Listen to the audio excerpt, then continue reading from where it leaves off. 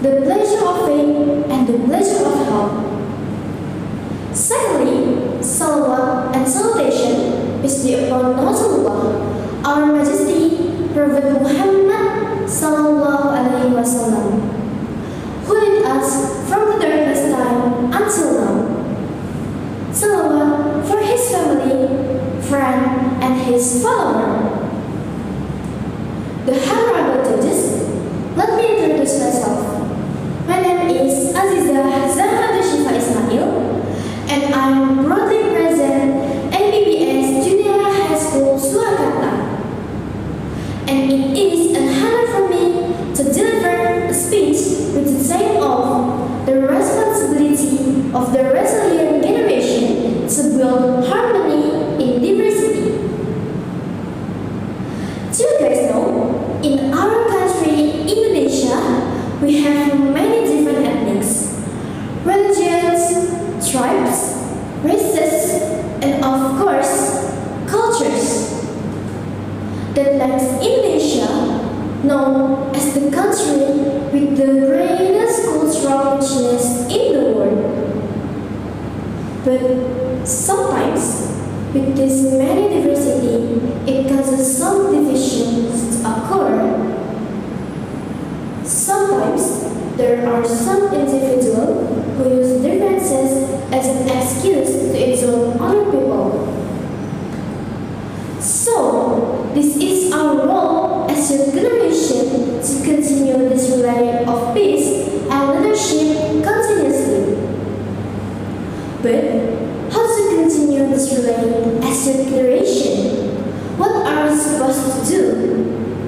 Maybe, what are we supposed to say and do so that we can instill the spirit of tolerance to create harmony in society?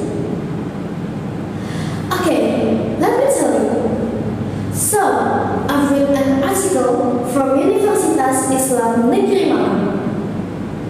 And the theme of this article is Building Social Harmony Through Islamic Education in School. As a student in Islamic school, of course, I always apply religious values and humanity life of this diverse society. I've got some point from the article I read before. And what is the point? So, the article says that religion education today, like other forms of education, empirically does not yet have significant power, because its influence is still less than other external forces. It is alleged that the centers of culture today are not in the academic world. Therefore, one of the things that needs to be considered in creating harmony between religion and humanity in Indonesia.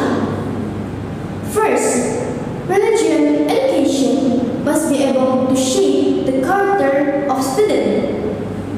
Or in other words, there needs to be reorientation of religion education with a universal humanitarian perspective and hospitality. Second, efforts to improve the quality of education. Education is a humanist education that produces noble morals through honesty, tolerance, and compassion for others. Not an exclusive education that produces harsh and absolute people. Previously, I only mentioned ways to create harmony among people.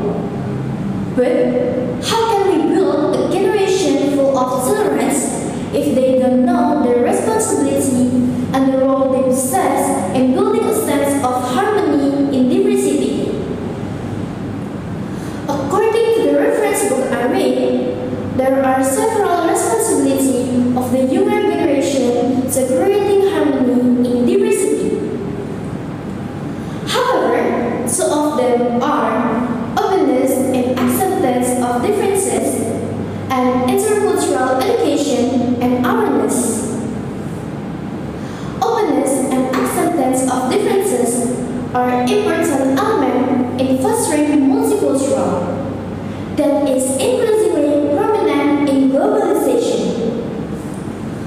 Meanwhile, in intercultural education and awareness, education plays a central role of fostering the understanding of cultural diversity. The importance of multicultural education is a key instrument for providing a more inclusive perspective. So, what conclusion can we draw after all that I have said before? I'm pretty sure that you will be more motivated to become a responsible generation to build harmony in this Indonesia diverse society. Finally, allow me to express my gratitude and respect to the honorable judges and the teacher who have helped me.